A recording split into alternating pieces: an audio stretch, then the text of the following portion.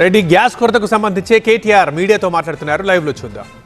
భారీ క్యూ లైన్లు, భారీగా ప్రజలు ఆందోళనలో ఉన్నారు.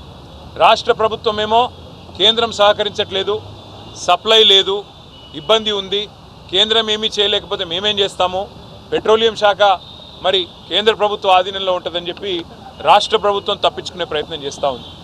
మాకున్న విశ్వసనీయమైన సమాచారం ఏంది అంటే కేంద్ర ప్రభుత్వం కూడా ఈ 4-5 రాష్ట్రాల్లో ఏవైతే ఎన్నికలు ఉన్నాయో అప్పటిదాకా ఆగి మే 4 తర్వాత మరి సిలిండరు సైజును కూడా తగ్గించే ప్రయత్నం చేస్తూ ఉన్నారు అనేది మాకున్న విశ్వసనీయమైన సమాచారం. 12 కిలోలు కాకుండా 10 కిలోలు ఏదో చేయాలి అని ఒక ఆలోచన చేస్తూ ఉన్నారు. లేదు, నిజంగానే సప్లై లేదు, ఇబ్బంది అవుతుందని చెప్పి చెప్తా ఉన్నారు.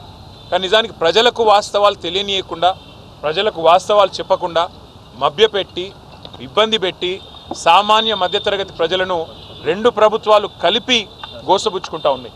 అటు కేంద్రము ఇటు రాష్ట్రము ఇద్దరు కూడా ఈ విషయంలో స్పష్టమైన సమాధానం చెప్పాలి, ప్రజల్లో విశ్వాసం నింపాలి, ప్రజల్లో ఒక భరోసా నింపి ఏ రకమైన ఇబ్బంది కాకుండా అవసరమైతే మరి వారికి ఉండే దౌత్య వ్యవహారాల శాఖ ద్వారా మరి అవసరమైతే ఇతర దేశాలతో మాట్లాడి ఇరాన్లో ఇబ్బంది ఉంటే మరో చోట మాట్లాడి తెప్పించాలని మేము డిమాండ్ చేస్తూ ఉన్నాం.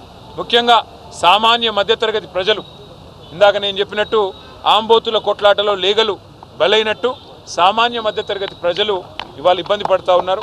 దేశవ్యాప్తంగా రాష్ట్ర వ్యాప్తంగా తీవ్ర ఆందోళనలు ఉన్నాయి. అంతెందుకు మా ఇంట్లో అక్కడ ఇక్కడ చెప్పేది కూడా కాదు, మా ఇంట్లో నా వైఫే అడిగింది, యుద్ధంతో ఇంకా సిలిండర్లు దొరకవంట కదా, తెప్పించుకోవాలంట కదా అని చెప్పి అడిగే పరిస్థితి. అంటే ఇవాళ ప్రతి ఇంట్లో ఇది ఒక చర్చగా మారిపోయింది, చర్చనీయాంశంగా మారిపోయింది. కాబట్టి ఈ విషయంలో వెంటనే కేంద్ర రాష్ట్ర ప్రభుత్వాలు ఒక వివరణ ఇచ్చి మరి కేంద్రంలో రాష్ట్రంలో కొరత లేకుండా చూడాలని, వెంటనే ఈ విషయంలో ఒక సకారాత్మకమైన వైఖరి ప్రకటించాలని చెప్పి రాష్ట్ర ప్రభుత్వాన్ని డిమాండ్ చేస్తున్నాం. ఎందుకంటే అబద్ధాలు చెప్తా ఉన్నారు, కొరత లేదని వారు, సప్లై లేదని వీరు, మధ్యలో నలిగిపోతున్నది ప్రజలు. కాబట్టి వెంటనే ఈ విషయంలో వివరణాత్మకంగా చెప్పాలని చెప్పి శాసనసభ వేదికగా ఇవాళ అడ్జర్న్మెంట్ మోషన్ వాయిదా తీర్మానం ఇచ్చాము. చర్చకు పట్టుబడతాము.